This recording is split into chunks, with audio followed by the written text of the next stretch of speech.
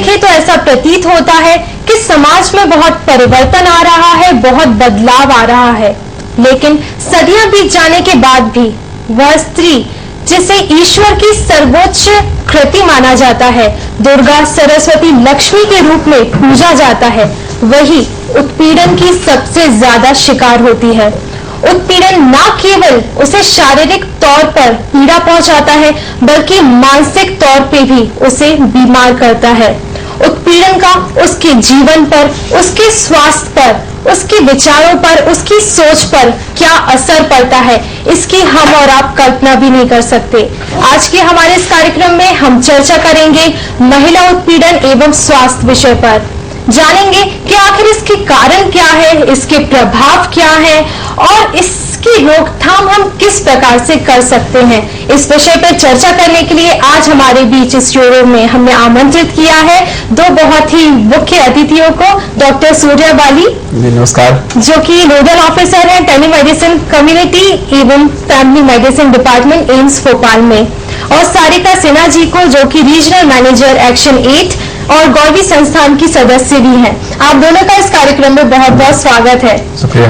दर्शकों, इस विषय से संबंधित अगर आपके मन में भी कोई प्रश्न है, विचार है, समस्याएं हैं, तो वो आप सीधे फोन कॉल द्वारा हमसे पूछ सकते हैं। हमारा कार्यक्रम सजीव फोन इन है, तो जल्दी से हमारा नंबर नोट कीजिए।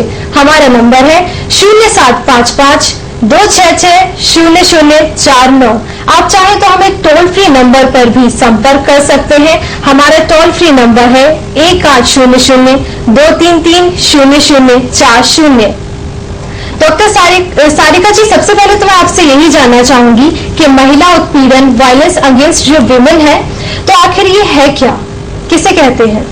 देखिए, दो मुख्य स्फेयर्स हैं जहाँ पे जब हम एक महिला के साथ जो हिंसा होती है उसकी बात करते हैं, और इसमें सबसे पहला स्फेयर घरेलू है।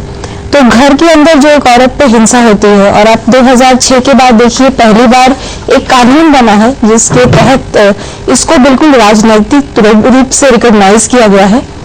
और इसके अंदर आप घरेलू हिंसा में जो डाउरी के सारे केसेस हैं, जो पहले क्रूएल्टी के अंदर आते थे आईपीसी की 498A में, और उस महिला के साथ किसी भी तरह की जोर जबरदस्ती हो, उसके पैसे छुड़ाए जाए, उसे आर्थिक रूप से परेशान करे, उसे मानसिक रूप से प्रताड़ना दी जाए, ये सारी हिंसा जो है घर के अंदर जो एक माँ, एक बेटी, एक पत्नी पर होती है, ये पहला स्फेयर है जो महिला उत्पीड़न के अंदर आता है। दूसरा, जब वो बाहर निकलती है तो जो कार्यस्थल पर उसके साथ यौन उत्पीड़न होता है, वो एक बहुत बड़ा स्फेयर है। और ये विशाखा दिशा निर्देश जो 1997 में आए थे, उसके बाद से ये देखते हुए कि काफी सारी औरतों के साथ हिंसा होती है कार्यस्थल पे, एक नया कानून 2013 में आया है जी। पर इसके अलावा जो लैंगिक यौनिक हिंसा है, जो बलात्कार है, और आपको ध्यान में होगा कि 2012 के अंत में एक बड़ा दिल्ली में मसला हुआ था गैंग रेप का, और उसके बाद जो हमारे रेप लॉज हैं उनमें भी बहुत परिवर्तन आया है। पर इसके अलावा बहुत छोटी छोटी चीजें हैं जिनको हम शायद इतने हिंसा में नहीं मानते, लेकिन एक औरत को ये बहुत प्रभावित करती है, जैसे उसका पीछा करना, उससे अश्लील मजाक करना, उसको छेड़ना, और उसका दुपट्टा खींचना, उसको स्टॉकिंग करना। एसिड के बहुत अटैक्स अभी आ रहे हैं। और अगर आप देखें तो पूरे विश्व में, क्योंकि स्वास्थ्य एक बड़ा मुद्दा है किसी भी व्यक्ति का, तो पूरे विश्व में WHO के हिसाब से हर तीसरी महिला हिंसा से ग्रसित है। और अगर आप एक मोटा मोटा आंकड़ा माने कि 6 बिलियन लोग पूरे विश्व में हैं, तो 3 बिलियन औरतें हैं, 300 करोड़, और इसमें से 100 करोड़ औरतें कभी। मैं आपको बीच में रोकने के लिए हमारे साथ एक कॉलर जुड़ गए हैं, आइए उनका सवाल पहले ले लेते हैं। नंद स्वरूप जी बाराबंकी से, आपका बहुत बहुत स्वागत है, अपना सवाल पूछिए। हाँ, नमस्ते मैडम। नमस्कार सर, मैं नंद स्वरूप मिश्रा हूँ, उत्तर प्रदेश बाराबंकी गांव बसोली पड़ता है। मैं जानना ये चाहता हूँ कि कभी कभी महिलाएं जैसे शादी हो गई, वो दहेजा देना कम दे गई, तो उनकी सासें उनको ताना देती, उनकी नंदा ताना देती, उसमें घरेलू हिंसाएं होती है, और महिला जो है मानसिक रूप से परेशान होती है। और कभी कभी जो है 2 बहनें होती, तो एक किसी बड़े घर में शादी, कोई कमजोर घर में हो गई, तो वो मानसिक रूप से जो है विच्छेद होने लगती। तो ऐसी दशा में वो अपने को कैसे संभाले जैसी ये समस्या न पैदा होने पाए।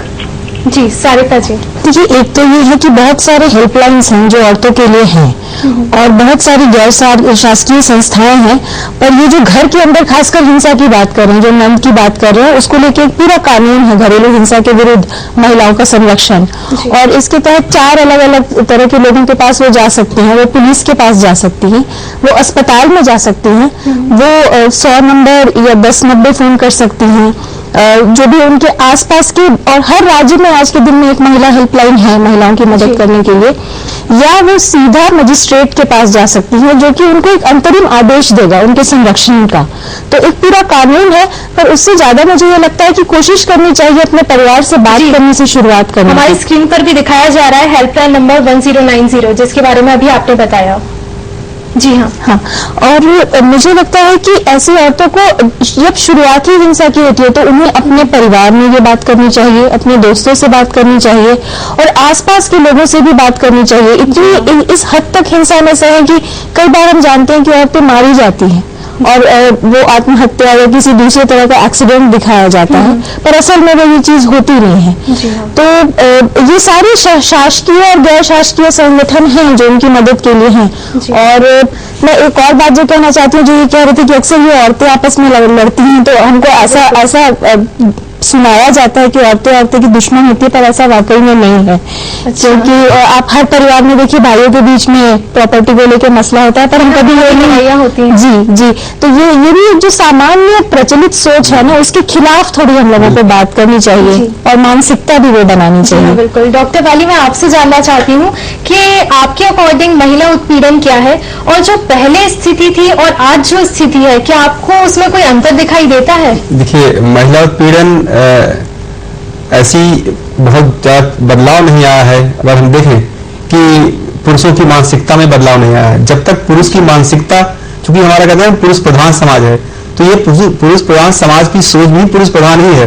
तो कुछ भी आप करेंगे, अगर आप कुछ उनके लिए अच्छा भी कर रहे हैं तो उसमें भी पुरुष जो प्रधानता है वो झलकती है आपका जो उसके प्रति नजरिया है वो झलकता है। तो यहाँ पर कमोबेश हमारी स्थिति बहुत ज्यादा बदली नहीं है। अगर हम देखें पुरानी आज से 20 साल 25 साल की चीजों में देखें तो और आज देखें तो स्थितियां बिल्कुल चेंज नहीं हुई है। बस अंतर ये हुआ है कि पहले महिलाएं अपनी आवाज उठा नहीं पाती थी और आज वो उठा रही है, लेकिन जो अटैक के रेट है, जो उन पे आक्रमण है या जो उनका उत्पीड़न है, वो उतना ही हो रहा है।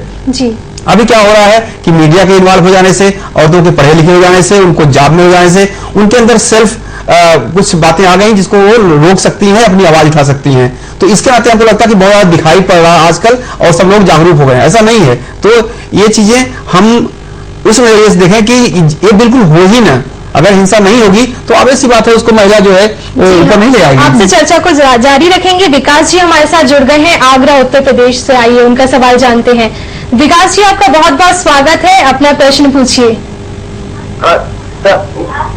जी, मैं ये कहना चाहता हूँ कि ये जो मैं गाँव का आदमी हूँ, जी हाँ, मैं ये कहना चाहता हूँ मोदी अपनी सरकार से, अपने उत्तर प्रदेश की सरकार से, तो कोई महिला बाहर निकलती है या कोई लड़की बाहर निकलती है तो ये जो तेजाब डालने वाली लड़कियां उनके जो है सख्त कानून क्यों नहीं बनाया जाए जो तेजाब डाल देते हैं। खासकर जो है एक मिलने वाले तो मेरे तो उनका तेजाब डाल दिया था एक लड़की पर, तो एकदम मुझे इतना नाराजगी महसूस हुई और इतना जो है वो हुआ कि मेरे की ये जो हो रहा है ये बिल्कुल गलत हो रहा है। अपनी सरकार को सख्त से सख्त कानून बनाना चाहिए। जी हाँ, बिल्कुल। इसके विषय में मैं आपसे जानना चाहता। हाँ, इन्होंने अपने विचार रखे। लड़कियां निकलती हैं रोड पे तो असहज महसूस करती हैं लड़के जब उन्हें देखते हैं, और कई प्रथाएं चल रही है, पर्दा प्रथा जैसे, तो फिर इसके लिए आप क्या कहना चाहते हैं? मैं असल में जो 2013 का क्रिमिनल अमेंडमेंट एक्ट है, उसमें पहली बार तेजाब डालने को लेकर से लेके तेजाब अब जो बिकेगा उस पर रेगुलेशन, और तेजाब डालने के बाद बहुत गंभीर सजा तय की गई है। वो 7 साल से लेके 20 साल तक हो सकती है, डिपेंडिंग ऑन किस लेवल का वो क्राइम है। जी। तो ये तो बात बिल्कुल सही है कि तेजाब डालने के बाद बिल्कुल इनह्यूमन है और इसके खिलाफ सख्त से सख्त कार्रवाई होनी चाहिए। पर मैं जो ये कहना चाह रही हूँ ना, जो हमारे भाई कह रहे हैं, उसमें सवाल ज्यादा केवल शासन के रेगुलेशन का नहीं है। सवाल ये है कि हम अपनी मानसिकता कैसे बदलें। जो डॉक्टर बालिया भी कह रहे थे कि औरतें पढ़ी लिखी हैं तो वो बाहर निकल रही हैं, और वो बाहर निकल रही है तो एक बैकलैश हो रहा है कि वो औरत नियंत्रण में नहीं है, वो औरत अपने पर्दे में नहीं है, तो वो तो बाहर निकलेगी जहाँ उसको आर्थिक रूप से स्वायत्तता मिलेगी, वो अपनी मर्जी से अपने निर्णय लेगी। तो इस कंट्रोल का जो बैकलैश है ना, वो थोड़ा समझना बहुत जरूरी है कि हम ज्यादा जरूरी है कि औरतों को देवी या दासी नहीं समझे, उनको एक इंसान समझे और बराबर से समझे। कहा गया ना कि इस देश में हमारे यहाँ एक सिस्टम है, पहले उसको देवी बना दो और उसको देवी बना के फिर उसके साथ जो भी करो सब माफ है। तो ये जो परंपरा हमारे यहाँ, जो क्योंकि हमारे धर्म ग्रंथों से लेकर के, हमारे धर्म से लेकर रिलीजन से में या समाज में, जो परिवार में, हम इस सोच पे बात नहीं करेंगे, हम अपने को चेंज करने की बात नहीं करेंगे, हम नारी पे करेंगे कि ये जो है कपड़े ऐसे पहने या इस तरह के उठे बैठे या इस तरह व्यवहार करे। हर चीज वो नारी पे थोप दी जाती है कि ये लड़की पे, कि ये लड़की क्यों बाहर निकल रही है, और ये शुरुआत होती है घर में। तो मैं सागर जी से बिल्कुल सहमत हूं कि घर में अपनी सोच बदलना पड़ेगा, उस माहौल को बनाइए, लड़की को मत चेंज करिए, उस माहौल को चेंज करिए जिसमें लड़की डेवलप हो रही है। डॉक्टर साहब, अभी समय हो चला है एक छोटे से ब्रेक का, दर्शकों मिलते हैं एक छोटे से ब्रेक के बाद। शादी सीजन यानी मेहंदी, संगीत, फेरे, रिसेप्शन, विदाई, 5 फंक्शंस की तैयारी अब रेडी सिर्फ 5 रुपए में। फेयर एंड लवली का स्पेशल मिनी पैक जो दे सिर्फ 5 रुपए में हमारा बेस्ट एवर निखार। अब 5 रुपए में रोज रेडी। डव ने दिया एक हेयर फॉल टेस्ट। उंगलियों को बालों में घुमाएं तो उंगलियां ज्यादा दिखती है या बाल? कम बाल मतलब हेयर फॉल, वजह है damage. Dove hair fall rescue nutrilock actives युक्त डैमेज्ड बालों को दे ज्यादा पोषण। हेयर फॉल हो 98% तक का और बाल दिखे घने। पाइए डव शैम्पू बॉटल अब सिर्फ 50 रुपए में। दूरदर्शन की DTH service DD free dish अब आपको और भी बेहतर तस्वीरें और ज्यादा चैनल दिखाने के लिए 1 फरवरी 2016 से करने जा रहा है कुछ खास बदलाव। इसके लिए आपको अपने DD फ्री डिश के सेट टॉप बॉक्स की सेटिंग्स में करने पड़ेंगे कुछ चेंजेस।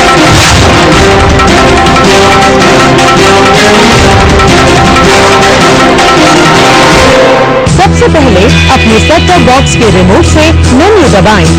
उसके बाद इंस्टॉलेशन में जाएं, तो स्क्रीन पर दिख रहे TP लिस्ट को सेलेक्ट करें और फिर frequency 11090 megahertz, symbol rate 29500, polarity V save करके सेव का बटन दबाएं। इसके बाद स्क्रीन पर दिखाई गई सभी फ्रीक्वेंसी और सिंबल रेट को आप इसी प्रकार से सेव करें और फिर सर्च करें। ध्यान रखें कि आपको अपनी डिश को नहीं हिलाना है। लीजिए, अब आपका DD फ्री डिश का सेट टॉप बॉक्स तैयार है, आपको पहले से भी ज्यादा चैनल्स के मजे देने के लिए, और वो भी बिना किसी मासिक शुल्क के। अधिक जानकारी के लिए आप हमें मेल कर सकते हैं ddthdth@gmail.com पर, या फिर आप हमें हमारे टोल फ्री नंबर 1800-110510 पर सुबह 8 बजे से रात के 10 बजे तक कभी भी संपर्क कर सकते हैं। DD फ्री डिश, मनोरंजन का संसार सीधे आपके द्वार। तो ब्रेक के बाद एक बार फिर से आप सभी का स्वागत है कार्यक्रम हेल्पलाइन में। आज के कार्यक्रम में हम चर्चा कर रहे हैं महिला उत्पीड़न एवं स्वास्थ्य पे, और हमारे साथ लगातार डॉक्टर सूर्या बाली और सारिका सिन्हा जी बनी हुई हैं। डॉक्टर बाली, जैसा कि मैम ने बताया कि महिला उत्पीड़न में क्या क्या आता है, तो मैं आपसे भी जानना चाहूंगी कि ऐसे कोई उदाहरण आप हमें दे सकते हैं क्या कि महिला उत्पीड़न में क्या क्या आता है, कैसे कैसे केसेस आते हैं? देखिए, कोई भी घटना, कोई भी चीज जो कि महिला को शारीरिक, मानसिक, आर्थिक, सामाजिक या राजनीतिक किसी भी तरह से उसको उसके अधिकार से वंचित करे या उसको परेशान करे, वो उत्पीड़न में आता है। ये कोई जरूरी नहीं कि महिला को अगर आप केवल हाथ से पीट रहे हैं तो वही उत्पीड़न होगा। कभी कभी बिना कुछ कहे भी आप बहुत कुछ महिला को उत्पीड़न कर देते हैं। महिला को देखने का नजरिया आपका, आप किस तरह से एक लड़की को, एक महिला को देखते हैं, वो डिसाइड करता है कि आप किस तरह का आपका प्रवृत्ति है, या वो किसी तरह पीछा करते हैं, या किसी को अब आजकल केवल फिजिकल पे नहीं, बहुत लोग सोचते हैं कि हमने तो मारा पीटा नहीं भाई, क्या कुछ किया मैंने, हमने तो गाली भी नहीं दी, लेकिन आपने मिसकॉल, मात्र एक फोन के मिसकॉल से किसी लड़की को आप मानसिक प्रताड़ना दे सकते हैं, या किसी महिला को रात के 3 बजे फोन कर दिया, उसके अपने हस्बैंड के या अपने परिवार के साथ सो रही लड़की, आपने उसको 1-2-3 बार मिस कॉल कर दिया, अभी कंफ्लिक्ट पैदा कर दिया, वो भी एक तरह का उत्पीड़न है। बाकी उदाहरण भी मैं आपसे जानूंगी। हमारे साथ अभी ब्रिजेन जी जुड़ गए हैं टीकमगढ़ से। ब्रिजेन जी, आपका बहुत बहुत स्वागत है जी, पूछिए क्या पूछना चाहते हैं। जी ब्रिजेन जी, अपना सवाल पूछिए।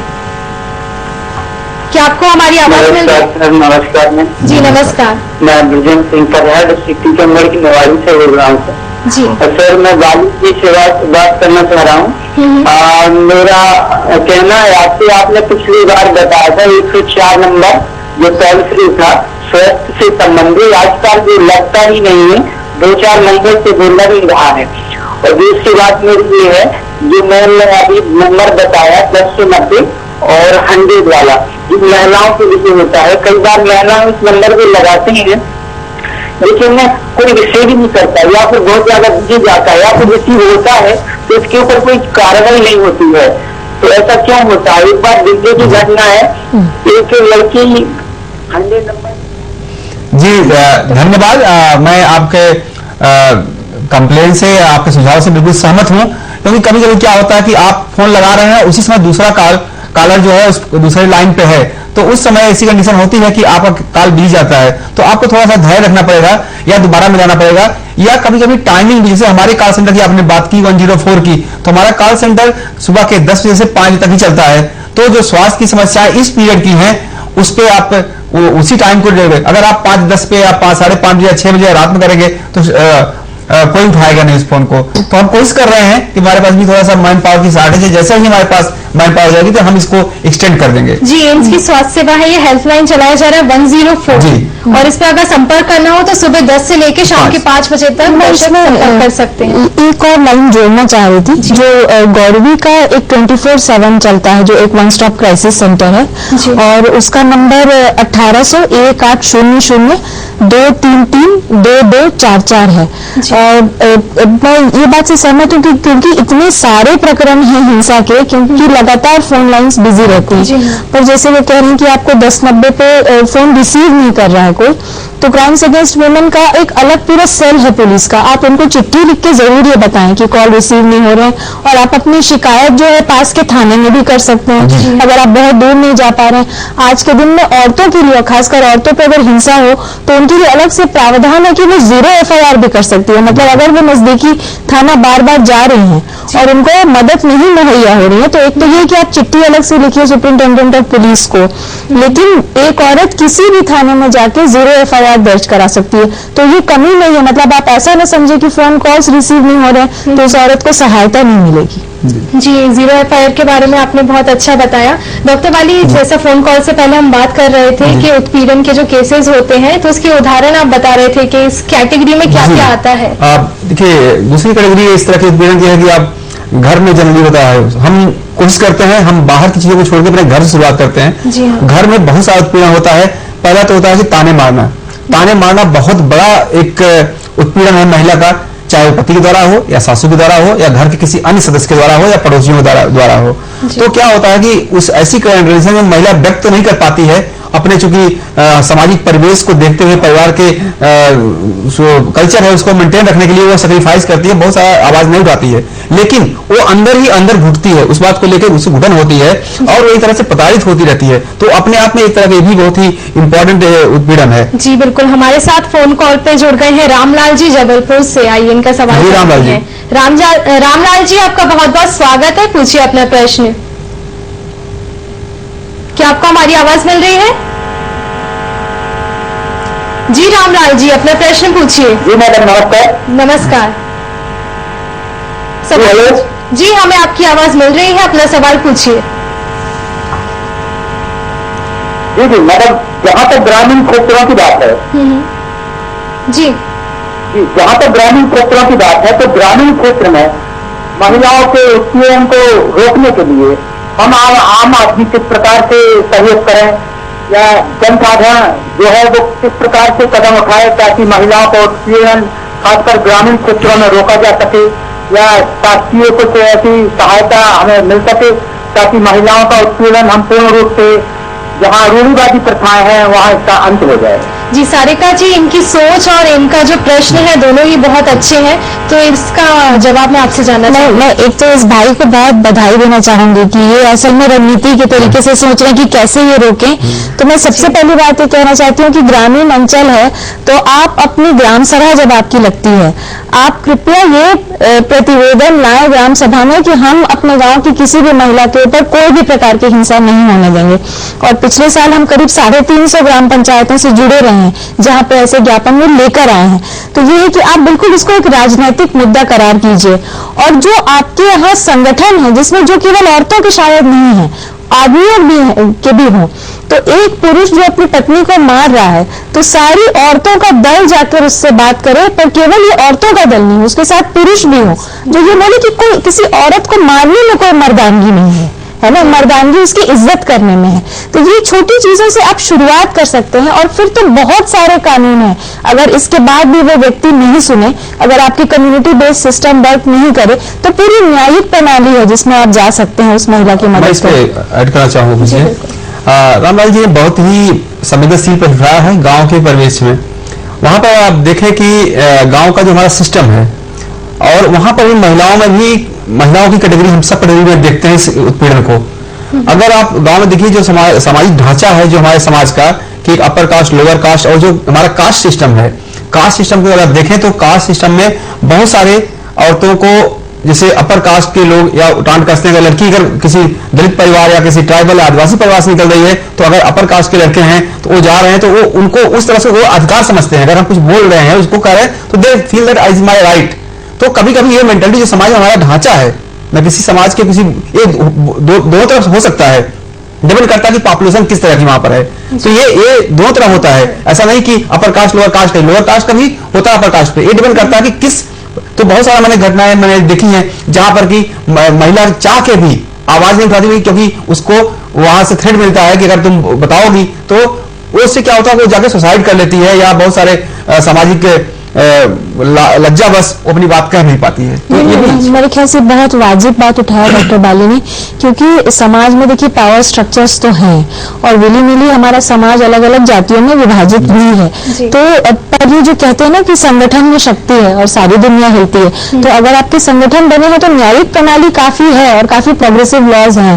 पर ये बात है कि कई बार वो महिलाएं बैकलैश के डर से या उनके पूरे परिवार को पीट दिया जाएगा, इस डर से भी वो बोल नहीं पाती है। तो ऐसे समय हम उस महिला की जो ज्यादा कमजोर है और महिलाओं से कैसे मदद करें और महिलाओं के अंदर इस क्लास को रिकॉग्नाइज करें, आई थिंक ये बहुत वैलिड बात है। शहरों में तो बड़ी आसानी से हम अपनी बात मीडिया तक पहुंचा सकते हैं, बड़ी आसानी से हमारी बात और लोगों तक कह सकते हैं, कोई न कोई विकल्प मिल सकता है। लेकिन गांव में कमोवेश स्थिति वैसी की वैसी है।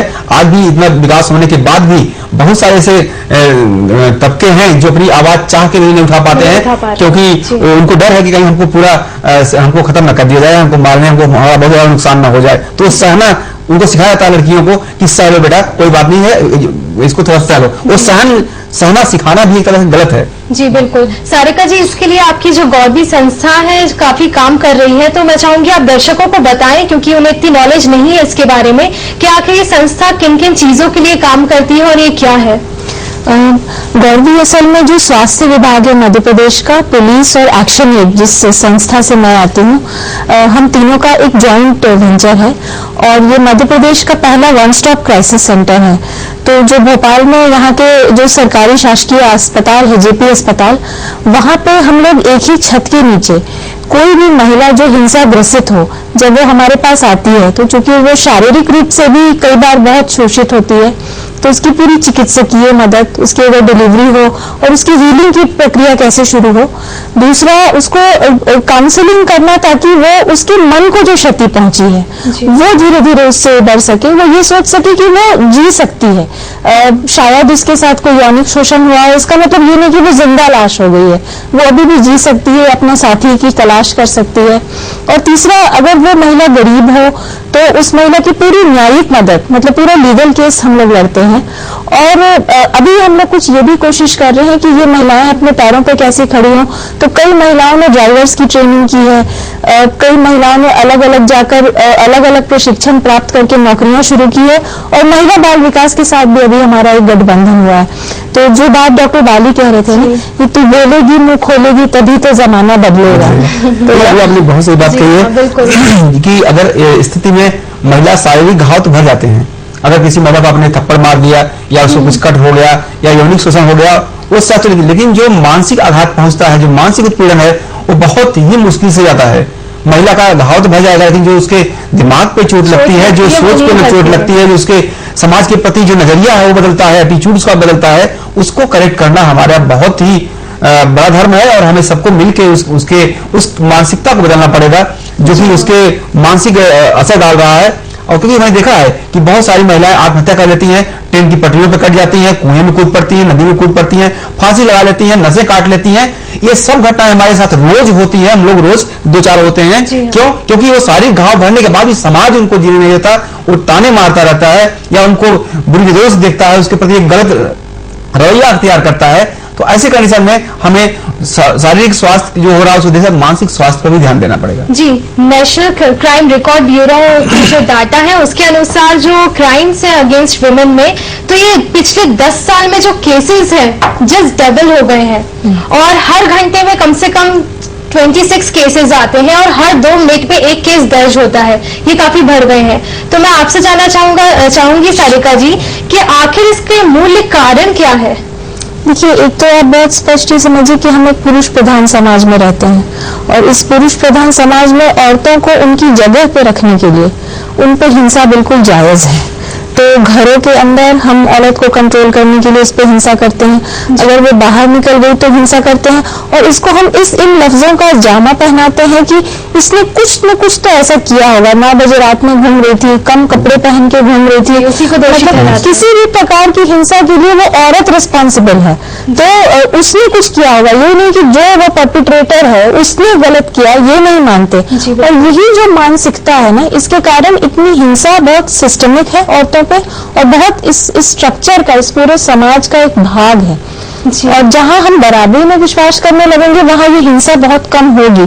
तो हम औरतों को चिपोटी काटते हुए नहीं सोचते बस में कि उनको शायद दर्द होता होगा, है ना, हमको लगता है कि ये तो एक वस्तु है, इसका वास्तुकरण हुआ है, मजे लेते हैं इस चीज के। जी, और औरतों का डिपिक्शन भी आप देखिए ना, 15 लोगों के बीच में एक औरत नाच रही है और हमको ये विश्वास कराया जाता है कि उसको अच्छा लग रहा है ना, तो हमको लगता है कि हाँ उसको अच्छा लगता होगा।